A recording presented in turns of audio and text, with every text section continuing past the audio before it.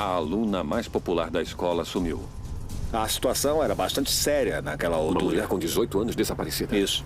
Hannah Hill era uma adolescente popular que tinha toda a vida pela frente.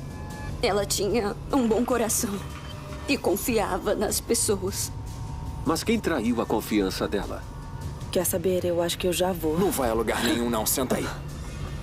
Nada daquilo batia. Tinha alguma coisa errada nessa história. Ela merecia justiça.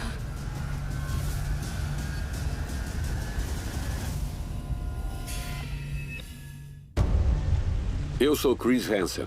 Por que um assassino forjaria uma cena do crime?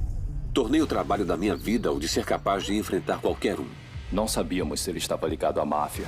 Não importa a dificuldade da pergunta. Acha que ele chegou nele com uma escopeta? E a dificuldade da conversa? O que ele disse? Ele disse, não abra os olhos ou vou te cortar. É a minha missão ir na escuridão e trazer as respostas para a luz. Esse é o Assassinatos Chocantes. Foi um caso que impressionou a todos aqui em Akron, Ohio, em 1999. Uma jovem de 18 anos com a vida toda pela frente desapareceu. Por 13 anos, a família dela e a polícia lutaram para obter justiça, sem nunca saber se realmente conseguiriam.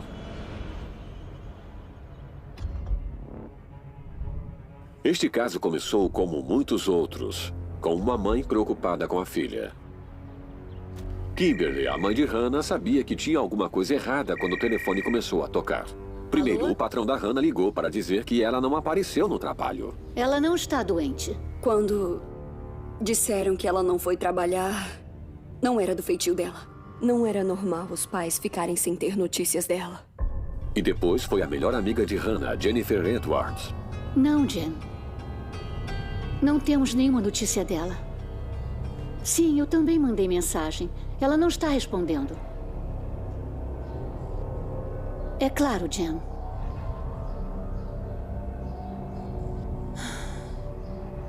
A mãe da Hannah não fazia ideia de onde a filha estava, e seu pânico só aumentava. Quando ela desapareceu, ela sabia que ganharia uma promoção no dia seguinte. Isso.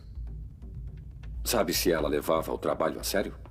Ela o levava muito a sério. Então, só por ela ter faltado, era... Você sabia que tinha algo errado? É, com certeza.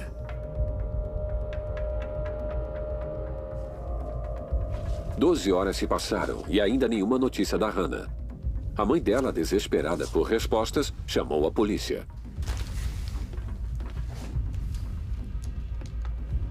O sargento Gary Hughes assumiu o caso. Na quinta-feira, dia 20, ela ligou para a polícia e às 9h10 da noite, o policial Nels atendeu um chamado de pessoa desaparecida.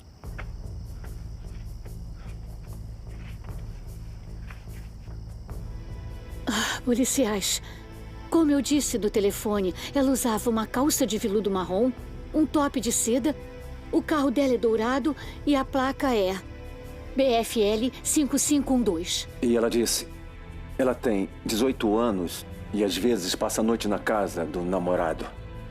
Mas ela sempre atende o pager. Quando eu mando mensagem, ela me liga. E dessa vez ela não me ligou. Então, acho que alguma coisa muito ruim aconteceu. O que aproximou vocês duas para virarem amigas? Ela era muito engraçada. Ela gostava de pregar peças nas pessoas.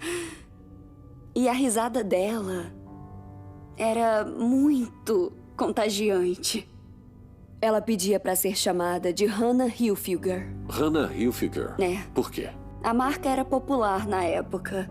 E ela tinha dedões diferentes. E ela achava Dois isso... dedões diferentes? É. Como assim? Ela dizia que era um da mãe e o outro do pai. E ela achava isso muito engraçado. Dizia isso pra todo mundo. Era espirituosa? Era. Bem divertida? Muito divertida. Ela adorava se divertir.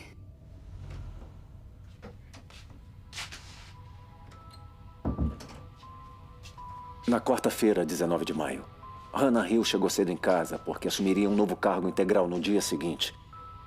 E ela foi para casa para contar para os pais. E ela acabou colocando o pijama. Ai, não. Eu vou ficar em casa hoje. Amanhã é o meu primeiro dia no cargo novo. É. Eu tô empolgada. Mas alguma coisa mudou e por volta das 22h30, Hannah deu um telefonema. Eu tenho que me vestir e depois eu vou pra sua casa. Tá bom. Até mais, então. Ela se despediu da mãe. A mãe não achou nada demais. Por acaso ela disse onde estava indo? Ela não disse para onde estava indo. Ela deu uma saída. Isso, e a mãe presumiu que ela tinha saído para comprar um maço de cigarros. Ela não deu muita atenção na hora.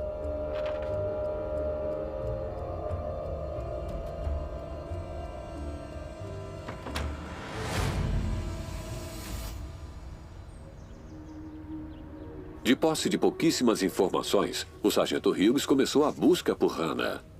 Recebemos muitos relatos de pessoas desaparecidas. E eu não estava a par da situação. Mas mesmo assim, eu liguei para a central de rádio e disse que queria que a registrassem e que fizessem uma checagem com o número da placa dela. Que a registrassem como estando em perigo. E eu queria também que dessem um alerta pelo rádio para que todos ficassem atentos em relação ao veículo e essa jovem. Mas por 4 dias não houve sinal da Hannah ou do carro dela. Era do feitio da Hannah sumir assim por 4 dias? Não. Eu falava com os pais dela todo dia, eu mandava mensagens.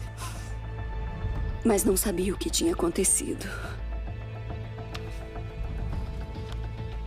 Eu chequei os relatórios em que diziam que ela não atendia o pager, que não era do feitio dela e que ela tinha faltado ao trabalho. Enquanto eu fazia isso, então o Brad O'Born apareceu na recepção do gabinete dos detetives. Brad O'Born era o namorado da Hannah. O namorado, isso. Oi. Olha só, eu preciso falar com alguém. A minha namorada Hannah, ela tá sumida desde quinta-feira. E ninguém tá me ajudando. Por favor, eu preciso falar com o detetive agora. Eles me chamaram e eu o levei para a unidade juvenil para conversar com ele. E ele disse que a namorada estava sumida desde quinta-feira e que a polícia não tinha feito nada. Então, vocês não têm nada ainda? Interroguei ele e reparei alguns arranhões no pescoço dele. Ele disse que ela o pegou numa traição alguns dias antes. Ela o confrontou, eles discutiram e ela o arranhou. Ela arranhou ele durante a discussão? Foi a primeira vez que vocês brigaram fisicamente? Esses arranhões não têm nada a ver com o que tá acontecendo aqui. Nós demos uma dura nele. Quer dizer, não, o primeiro suspeito geralmente é o marido ou o namorado. Então, eu não fui com a cara dele. A polícia continuou interrogando O'Born, que dizia não fazer ideia de onde a Hannah estava. O que você achava àquela altura? Eu fiquei pensando, tudo bem, talvez ela tivesse um namorado controlador e quisesse se afastar dele. Ela queria dar um tempo. Ela não queria ser encontrada. Desesperados para encontrar alguma coisa que os levassem a Hannah, os investigadores vasculham o quarto dela. O Sr. Hill me ajudou. Ele deu uma busca na casa. Nós examinamos tudo. E eu peguei alguns livros, um diário, todo tipo de informação possível. Qualquer coisa que levantasse suspeita. Qualquer coisa que pudesse nos ajudar a rastreá-la. Especialmente porque nós tínhamos diversas listas com amigos, com os nomes e os telefones. Então era muita gente para entrar em contato. O diário mencionava um rapaz chamado Ray Briggs. E o pai de Hannah conhecia bem esse Briggs. Enquanto eu falava com o Sr. Hill, ele disse que tinha algumas preocupações porque o Ray gostava muito da Hannah e ele queria namorar com a Hannah. E o Ray tinha tido uma discussão com o Brad. Ele queria ela longe do Brad. Aí ele disse, deviam checar o Ray também.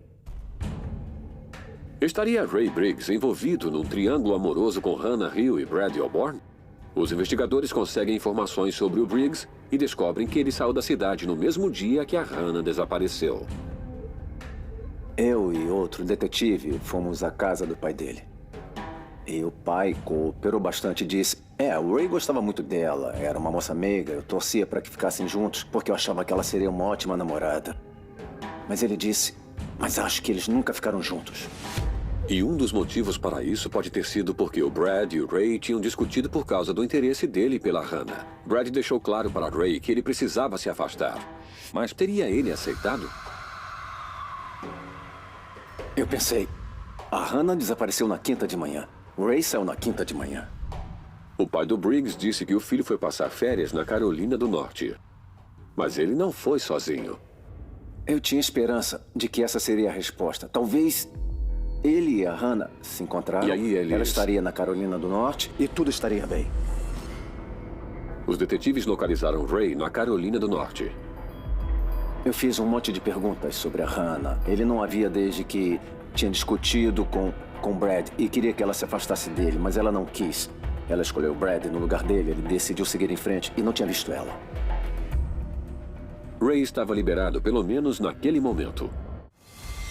Aqui em Akron, Ohio, fazia 4 dias que a mãe de Hannah Hill, de 18 anos, havia informado o desaparecimento dela. Quanto mais o tempo passava, mais os amigos e a família se preocupavam que algo horrível tivesse acontecido. Os investigadores acreditavam que o namorado de Hannah, Brad O'Born, soubesse mais de como ela havia sumido. Eu passei muito tempo interrogando ele e, quer saber, eu não fui com a cara dele. Eu acho que, sei lá, eu não gostei do rapaz, mas eu não sabia que direção aquilo ia tomar ainda. E a opinião dos amigos de Hannah sobre o Brad reforçava a teoria dele. Vou pegar outra cerveja. Precisa mesmo de outra cerveja, Brad? Sim, o que tem? Hã? No início, quando ela me disse que estava saindo com o Brad, eu fiquei meio desconfiada, porque... Desconfiada por quê? Eu sabia que o Brad tinha abandonado a escola.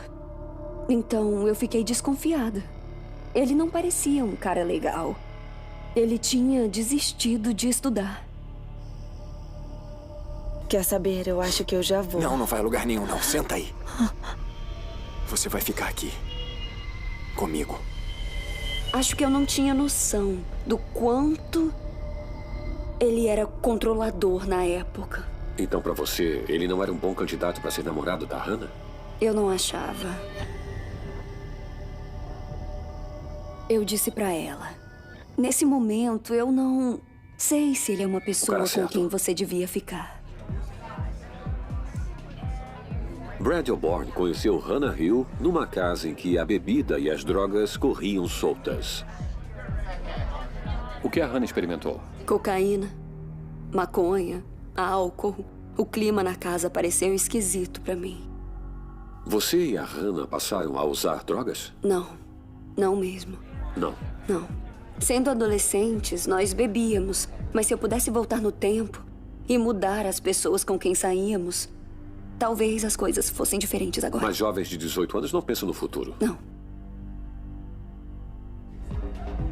Os amigos diziam que Brad bebia, usava drogas e até vendia drogas. O casal tinha brigas frequentes. Vai, bebe Brad, aí, bebe, vai. Já chega, para. Tá, desculpa. Você tá flertando com Vê todo se não mundo. me O que enche. você tomou? Para de dar piti e se liga. Ela só queria fazer com que ele parasse de conviver com certas pessoas que ela achava que estavam impedindo que o Brad se tornasse uma boa pessoa. A polícia descobriu muito sobre a Hannah, mas ainda não fazia ideia de onde ela poderia estar. O tempo era primordial, então na quinta-feira, 25 de maio, a polícia decidiu ir a público. O desaparecimento de Hannah foi coberto por um noticiário local que mostrou uma foto dela e do carro. As fotos, o relatório, sabe, que procurávamos por essa moça e esse carro. Qualquer um que visse um dos dois deveria entrar em contato com a polícia imediatamente. Isso aconteceu? Sim. Quando foi? Logo depois da reportagem, começamos a receber ligações na delegacia. Um dos carros, um veículo dourado como o da Hannah, estava parado em frente à casa dele.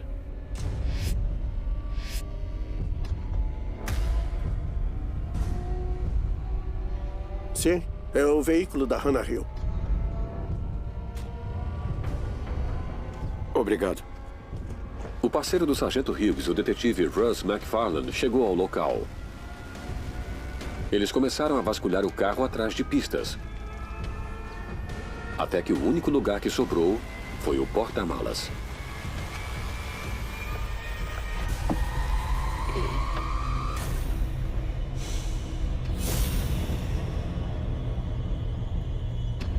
Quando abriu, o que viu? O corpo da Hannah, a amostra dentro dele, Estava nua da cintura para baixo. A blusa e o sutiã estavam intencionalmente levantados. Ela estava deitada com os braços assim e as pernas abertas. Estava morta de 4 a 5 dias. Foi encenado? Foi sim. O que mostrou que era uma encenação? Ela foi posicionada intencionalmente daquele jeito para causar choque. O que a cena do crime dizia sobre o assassino? Que era um local de desova. O crime foi cometido em outro lugar. Trouxeram para cá e a deixaram aqui para ser encontrada. Houve a ausência significativa de umas peças de roupa que eu sabia que ela vestia quando saiu de casa e que não estavam em nenhum lugar do carro ou do porta-malas.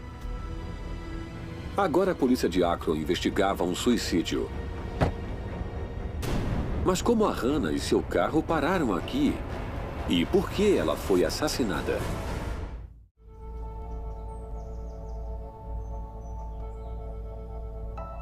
Aqui nesta rua de Akron, Ohio, o corpo estrangulado de Hannah Hill, de 18 anos, foi achado na mala do carro dela. O carro foi abandonado e ficou dias parado aqui. Akron police are pounding the pavement looking for clues in the death of 18-year-old Hannah Hill, whose body was found in the trunk of her car Wednesday morning, a week after she was reported missing. Que provas vocês conseguiram coletar desse carro e do corpo da Hannah? No consultório do médico legista, encontramos cabelos, fibras, sangue e DNA. A autópsia mostrou que Hannah foi estrangulada. Ela tinha marcas em torno do rosto e acharam pó branco na bochecha dela. E tinha outra coisa, uma coisa mais perturbadora ainda. Uma mordida. Uma mordida? Aparecia no cotovelo dela. O que isso te dizia sobre o assassino? Havia algo na estrutura psicológica dele que o fazia morder as pessoas. Eu estava trabalhando e uma senhora passou pela minha fila e disse que tinham achado a moça que havia sumido. O que você fez? Eu corri pro fundo do mercado e o meu gerente tentou me consolar, me dizendo que talvez não fosse ela, para esperar até termos mais informações. Meu gerente voltou para falar comigo pouco tempo depois e disse que era ela. Era a Hannah achada no porta-malas. Morta. É.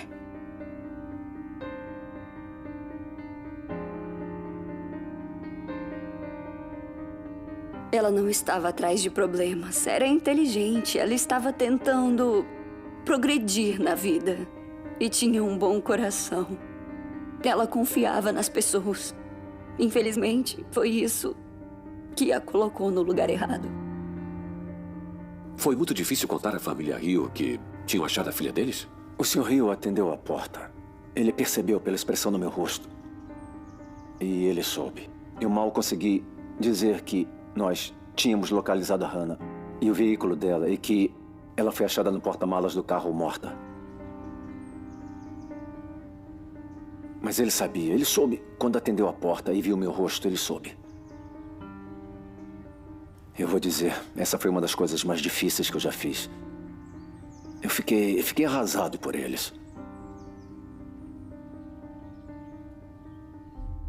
A polícia considerava o namorado da Hannah, Brad O'Born, o principal suspeito da morte dela.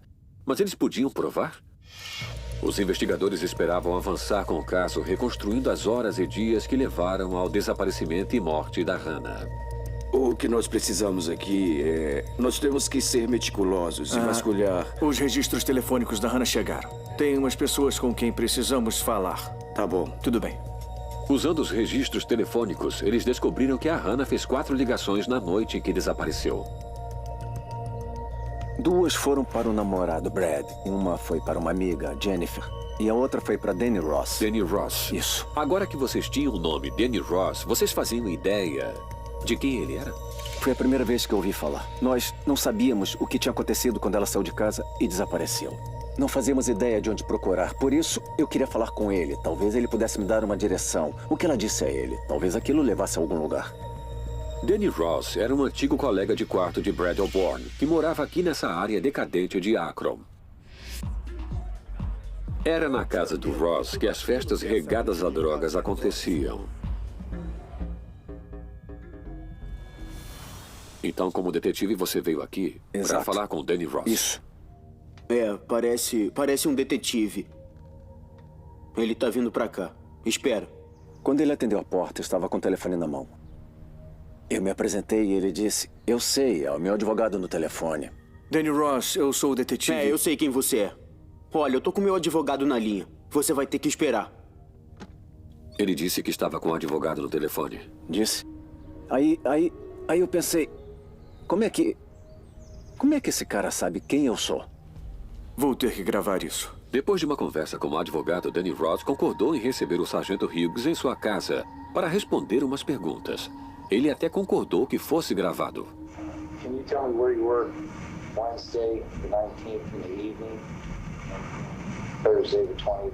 Do you know where you were at on those dates? Okay, where were you? House. Was there anybody here at the house with you? Okay, Hannah stopped over Wednesday evening. Danny disse que Hannah passou na casa dele na noite em que desapareceu. Eu fiquei chocado ao descobrir que ela tinha estado lá. Eu fiquei tentando descobrir por que ela passaria aqui, sendo que no dia seguinte ela assumiria seu novo cargo no trabalho. Aí eu pensei, o que está acontecendo? E nada daquilo estava batendo. As declarações dele não estavam me convencendo. Tinha alguma coisa errada ali. She was just telling me that she had gotten into a fight with her boyfriend Brad. Earlier on, she went home. She was pretty ticked off at him, I guess. And I was like, what are you doing? She's like, nothing. I was like, well, why don't you come on over? And she was like, all right, well, I'll do that. And she ended up coming over here. At what time, I don't know. Me and Hannah were conversating about her and Brad, and she was telling me how they're trying to work things out because he's hit her and stuff. He's constantly trying to control her. He doesn't want to know where she's at. Won't let her go anywhere with her friends. O que ele disse sobre o que ele e a Hannah fizeram aqui no apartamento? Bom, ele disse que eles se beijaram. Eles se beijaram. One thing like another, kids. She was like, I gotta go pick up Brad at 6 o'clock in the morning. She was like, well, probably we're just gonna go home. Okay, this was sometime after 12 when she left. Yes. Did you have sex with her? No, I did not have intercourse with her.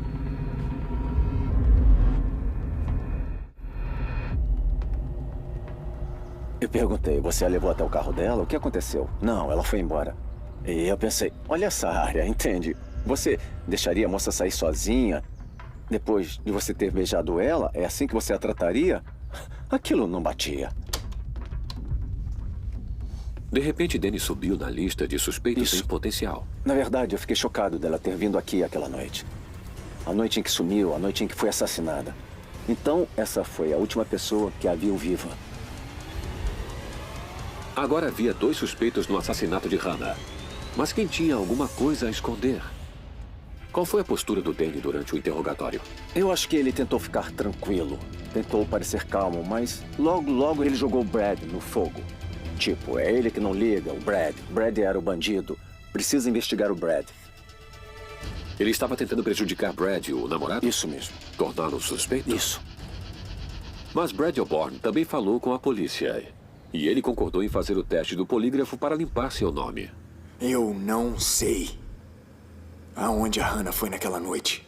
Então Brad fez o teste do polígrafo. Fez sim. Ele cooperou bastante. Estava abalado com o que aconteceu com a Hannah. Eu não machuquei a Hannah. Se O'Born estivesse mentindo, a polícia miraria nele, não no Ross. Os investigadores estudaram os resultados. Ele passou pelo polígrafo e eu falei com o técnico e ele disse, podem eliminá-lo como suspeito. Ele contou tudo o que sabe. Ele basicamente se liberou. Os resultados do polígrafo mostraram que Brad dizia a verdade. Ele podia ser inocente do crime, mas era culpado de tratar mal Hannah Hill. Ele conversou comigo sobre a relação deles. Eu não fui um bom namorado. Vocês brigaram fisicamente? Sim. A maioria das brigas foi porque eu traí ela. Quer dizer, ela descobria alguma coisa, alguém contava alguma coisa, e eu negava, mas não dava para negar, sabe? O que havia acontecido. E é claro, eu dava a volta e colocava a culpa nela. E, na verdade, foi uma relação muito doentia, às vezes. Você foi o principal suspeito na época do desaparecimento dela? É, e eu também tinha aquelas marcas de arranhões. Me fizeram um monte de perguntas difíceis e eu não estava preparado, então eu não sabia direito como responder, porque eram perguntas sobre... Bom, era um assunto muito sério, na realidade. O sumiço de uma jovem de 18 anos. Isso, eles me interrogaram como se eu fosse um suspeito. Como soube que a polícia tinha achado o corpo da Hannah? Eu trabalhava num restaurante no centro. Me ligaram durante a correria da hora do almoço e um amigo atendeu. Eu lembro dele dizer que ia ligar de volta. Eu lembro que eu perguntei a ele quem era, hein?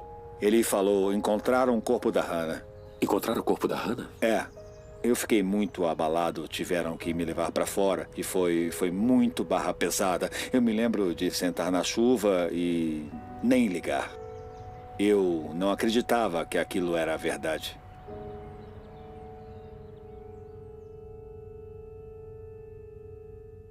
Você morou por um tempo com um cara chamado Danny Ross? Sim, morei. Quem era Danny Ross?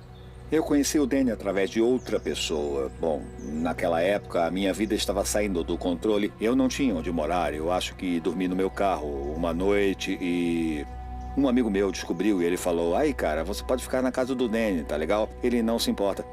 A gente liga pra ele." Aí nós ligamos, eu conversei com ele e nós fizemos um acordo, sabe? Como o que eu fazia dava lucro, ele pediu uma participação. Aí eu dava uma parte pra ele e ele me deixava ficar na casa dele. Pode descrever Danny Ross e que tipo de pessoa ele era? O Danny era brincalhão, mas ele era inteligente. Ele tinha momentos em que ele era coerente, mas tinha alguns momentos em que eu sentia que tinha alguma coisa errada com ele, entende? Houve umas ocasiões em que ele brincava com coisas que não eram engraçadas, o que era desagradável. Depois que ele passou no polígrafo, o foco dos investigadores passou de Brad O'Born para Danny Ross. Afinal, Ross admitiu ver a Hannah na noite em que ela sumiu. Você pediu um mandado de prisão e a equipe veio aqui? Pedi. Para levar o Danny sob custódia? Isso. Me conte como foi isso. Bom, eles estavam subindo os degraus aqui. E no meio do caminho, eles ouviram um barulho. Continuaram subindo até uma porta. Eles passaram pela porta. Polícia! Fique onde está! Danny Ross. Sim. Venha comigo. E pegaram Danny Ross. Na verdade, ele pediu a um dos detetives para fechar a janela da sala de estar. Porque estava frio, mas o apartamento ainda estava quente. Então a janela ficou aberta há pouco tempo.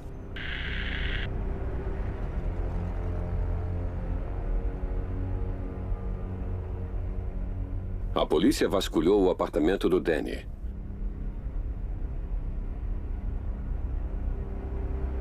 E foi aí que eles descobriram exatamente por que ele queria a janela fechada.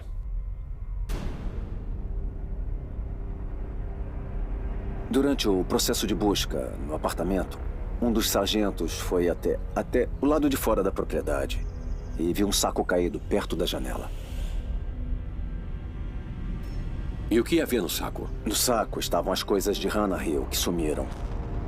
A calça, a calcinha, as botas e a bolsa. Como acha que os pertences naquele saco foram parar ali, embaixo da janela do apartamento do Danny? Eu acho que o Danny jogou o saco pela janela quando ouviu a polícia. Subindo ou a ele escada. os viu entrar, ou ele viu ou ouviu ele subindo a escada. Acho que ele pensou: droga, tenho que me livrar disso. Abriu a janela e jogou tudo fora. Não teve tempo de fechar a janela. Aquilo me dizia que eu tinha um suspeito muito bom nas minhas mãos. Ele falou com ela. Admitiu que estava com ela perto da hora em que ela morreu. E agora os pertences dela estavam caídos em frente à janela do apartamento dele. Danny Ross foi preso pelo assassinato de Hannah Hill. No dia seguinte, eu levei ao hospital para cumprir um mandado de busca médica. Passei 5h30 com ele, enquanto colhiam sangue, cabelo e outras amostras dele. Sente-se.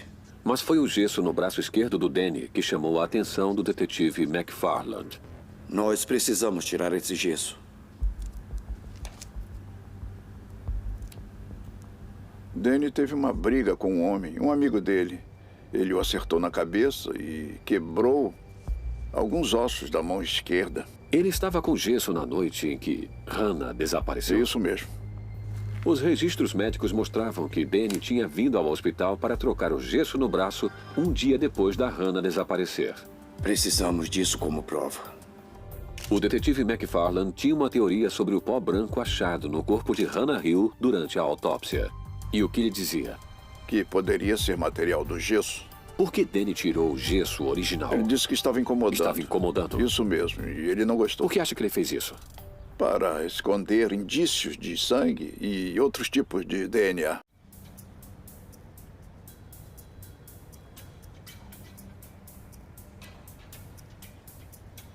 Em 2000, Danny Ross foi julgado pelo assassinato de Hannah Hill. Então a mídia fez a festa. Danny foi representado por excelentes advogados contratados pelo pai rico. Durante o julgamento, a defesa foi minando o caso da promotoria.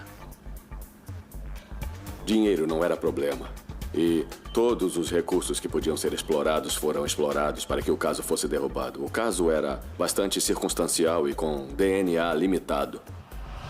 Os advogados de Danny disseram ao júri que seu cliente era inocente e que outro homem era culpado, Brad O'Born. Brad não testemunhou durante o julgamento. Embora ele estivesse presente no tribunal, o júri podia vê-lo. E a defesa apontava para Brad como sendo o verdadeiro criminoso. Aí o júri se perguntou onde Brad se encaixava, mas nunca ouviram o depoimento dele. A equipe de defesa do Danny tentou culpar você pela morte da Hannah? O objetivo principal deles era passar a culpa para outra pessoa. E que pessoa melhor para culpar do que o namorado abusivo e traficante. Eu dei todas as ferramentas que eles precisavam com o estilo de vida que eu levava. Os advogados de Danny disseram ao júri que a polícia nunca achou as digitais dele no saco encontrado fora da janela dele. Também mostraram que o saco não estava amarrado. Se ele foi jogado aberto da janela do segundo andar, como é que o conteúdo não se espalhou? E por que Danny teria guardado a calça e a calcinha da Hannah por 8 dias? Ele teve muito tempo para se livrar das provas incriminadoras. Os advogados de Ross alegaram que alguém deve ter colocado o saco debaixo da janela para culpar Ross. Além disso, a promotoria não conseguiu provar que o pó branco encontrado em Hannah vinha do gesso do Danny. Embora não tivéssemos as provas que queríamos, nós tínhamos feito o dever de casa. E eu acreditava que apresentaríamos um caso convincente. Eu achei, no fim do julgamento, que tínhamos mostrado o suficiente para uma condenação. Mas quando a sessão recomeçou, não era para anunciar o resultado do caso. Em vez disso, o juiz tinha um pronunciamento a fazer. Um que deixaria todos chocados. Os dois lados haviam encerrado. A juíza havia dado instruções ao júri. O júri havia decidido e estava pronto para ler o veredito. Mas aí, a juíza recebeu um bilhete.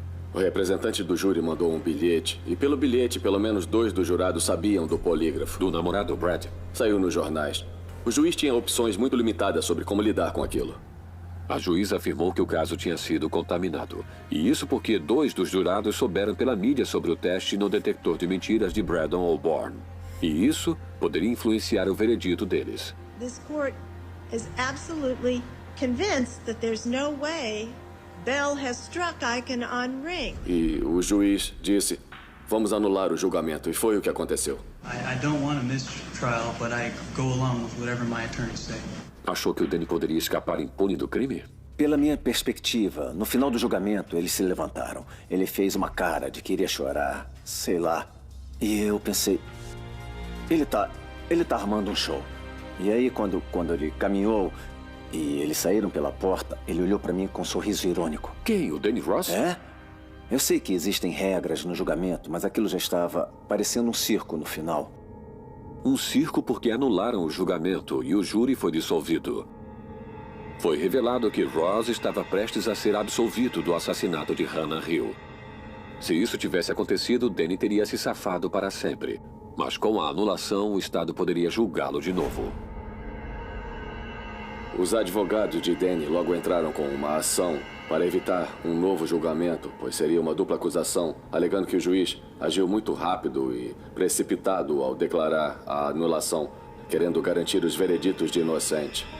Mas o sargento Hughes e o detetive McFarlane tinham certeza da culpa de Danny e se recusaram a deixá-lo escapar impune pela morte de Hannah Hill. Nós não deixamos de trabalhar no caso. Nós nunca paramos. Parecia muito injusto. Porque ela merecia justiça. Mas eu tinha que manter a fé de que em algum momento tudo daria certo. Danny Ross saiu do tribunal em 28 de outubro de 2000, com a possibilidade de um novo julgamento.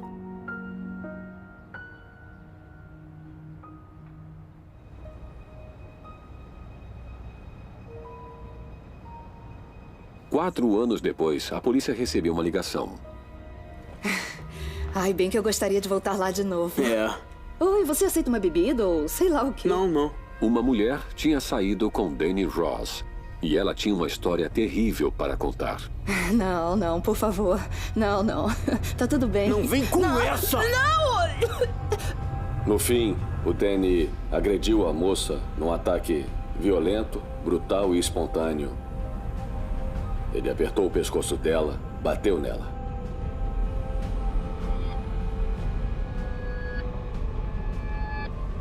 Mas diferente da Hannah, essa vítima sobreviveu e identificou Ross como o agressor dela. Ele foi considerado culpado nesse caso e recebeu uma pena de 25 anos pela tentativa de homicídio e estupro daquela vítima. Em 2010, a Suprema Corte de Ohio decretou que Ross deveria ser julgado novamente pelo assassinato de Hannah Hill. E dessa vez, o júri ouviria a pessoa que precisava desesperadamente contar sua história. Bom, a parte mais importante do meu depoimento foi olhar para o júri nos olhos e contar os fatos, pelo meu lado da história. Eu fui um péssimo namorado, mas eu amava muito a Hannah e eu nunca faria uma coisa dessas com ela. Você surpreendeu a defesa? Eu acho que sim. Eu decidi que não ia deixar que eles me fizessem de gato e sapato. Acho que nós os chocamos um pouco. Eles não esperavam que colocássemos o Brad O'Borne para depor no começo. Então, ao colocá-lo, quando ele entrou no tribunal, todos ficaram meio surpresos, tipo... Olha ele aí, ele está na nossa frente. Não, tá tudo bem. Não vem com essa! O'Borne não foi a única testemunha convincente. A vítima do segundo ataque de Ross também testemunhou. Aquele testemunho foi importante? Ele foi muito importante porque nos deu um vislumbre dos últimos momentos da Hannah. Essa vítima viva poderia explicar como Danny Ross realmente se comportava. Quem era o verdadeiro Danny Ross? Não o rapazinho sentado em frente ao júri, calminho. Ele era um predador. Foi quase como se o fantasma de Hannah Hill estivesse presente? Sim. E na época do segundo julgamento, em 2012, a tecnologia do DNA havia amadurecido. E o que a polícia encontrou em 1999 era fundamental no caso da promotoria. Ironicamente, foi o próprio Danny que permitiu os avanços nesse julgamento e essas provas por todos aqueles anos em que ele contestou o julgamento. Deu ao Estado a oportunidade de voltar e examinar tudo com muito cuidado, para detectar quantidades mínimas de DNA que estavam sob as unhas da Hannah, que estavam sobre a blusa dela, e as quantidades extras de sangue e sêmen que estavam na calça e nas roupas de baixo, ligadas à cena do crime.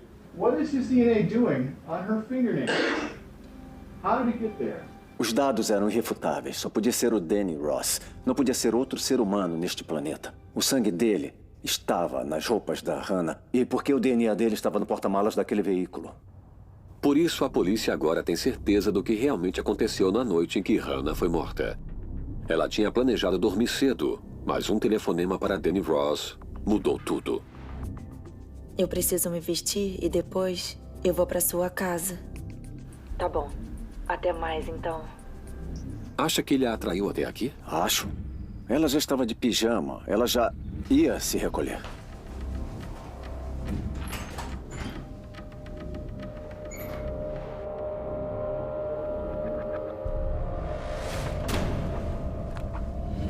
Eu acho que talvez ela tenha ido lá para desabafar sobre Brad. Essa é a única explicação plausível. Oi, Danny. Oi, Hannah. Tudo bem com você? Vai entrando e senta. Valeu. Eu não sei mais o que fazer com o Brad.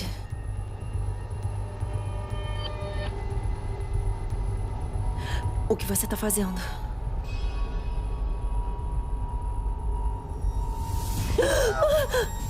Eu acredito que ele a estuprou e ela reagiu. Ela resolveu o próprio caso.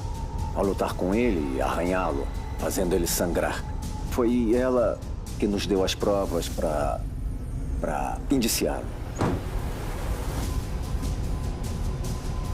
E depois ele tirou o corpo do apartamento? Isso. Botou no porta-malas dela?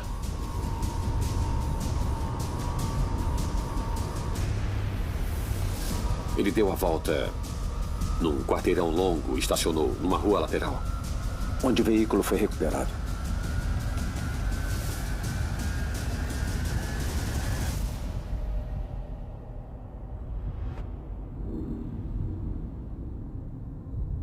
Dessa vez não havia dúvidas na mente do júri. Danny Ross foi condenado pelo homicídio de Hannah Hill. Defendant is guilty. Ao considerar os crimes de Danny como os mais hediondos em seus 16 anos de carreira, a juíza Jodie Hunter o condenou à prisão perpétua. A justiça foi feita neste caso? No fim, eu não gosto do fato de termos levado 12 anos para chegar lá. Não gosto do fato de que ele estuprou e, até onde eu sei, tentou matar a outra moça. Afinal, por que o Danny ia querer matar a Hannah? A resposta a essa pergunta vem do suspeito. Podemos determinar quem, o que, onde, quando e como. Mas o porquê tem que vir do suspeito. Nunca conseguimos isso do Danny. O que você diria ao Danny hoje?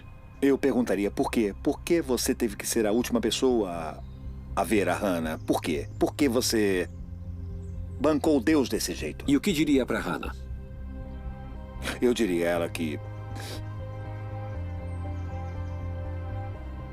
Eu diria que eu amava ela. O que quer que as pessoas saibam mais sobre ela? Eu não quero que as pessoas sempre lembrem dela como ligada a Danny Ross. O que eu quero é que lembrem dela por ela.